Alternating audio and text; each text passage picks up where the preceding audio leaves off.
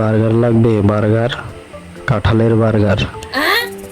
কাঁঠাল দিয়ে কি বার্গার হয়? হ্যাঁ হয়তো, তুমি কি শোনো নাই? এই বার্গারের এতই এমনি টেস্ট যে একবার খেলেই তোমার জিভে জল চলে আসবে, বারবার খেতে মন চাইবে, পাগলের মতো সারাদিনই আমাকে খুঁজবে। একবার খেয়েই দেখো না। আচ্ছা, জীবনে খাইনি যখন একবার তো খেয়েই দেখা যায়।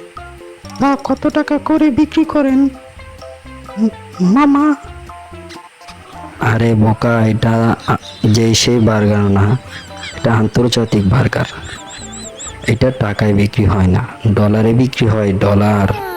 বিশ্বের নামি দামি ব্যক্তিরা এই বার্গার খায়, সাধারণ মানুষ তো এই বার্গারের ধারে কাছেও যেতে পারে না।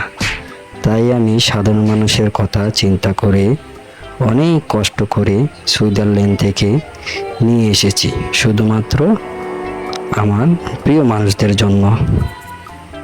ও তাই বুঝি? আমার কাছে তো ডলার নেই, আমি কি খেতে পারবো না মামা? ঠিক আছে, তুমি যখন আমার দোকানের প্রথম বনির কাস্টমার, তুমি এক কাজ করো, তোমার বন্ধুদেরকে বলে দাও আমার channel like, subscribe, bell button press করে দেয়, তাহলে তোমাকে আমি ফ্রিতেই দিয়ে দিব। ঠিক আছে, এই দেখো আমার বন্ধুরা তোমার channel like, subscribe, bell button press করে দিয়েছে। এখন তো আর আমাকে বার্গার দিতেই হবে।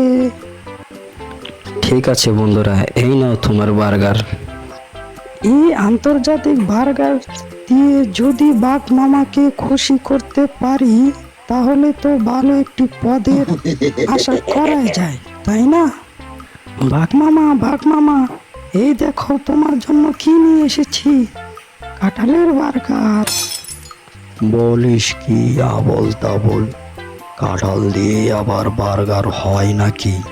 হ্যাঁ, এটা সেই বার্গার না, শুধু আপনার জন্য অনেক কষ্ট চালাকি করে নিয়ে এসেছি, আপনি একবার খেয়েই দেখেন না। আচ্ছা, সেটা তো খাওয়ার পরেই বোঝা যাবে। দাও খেয়ে দেখি তো। আরে এত স্বাদকে, সেই স্বাদ আমি আগে তো কখনো খাইনি। সেই স্বাদ, অনেক স্বাদ। আরে বাদর যে কিসের বার্গার এনে খাওয়ালো রে, এখন আমার পেটে তো মোচড় দিল। কি যে করি, যাই ওই ঝোপটির পিছনে গিয়ে কাজটি সেরে আসি। রাস্তার পাশে এসব করে না, পরিবেশ দূষণ হবে।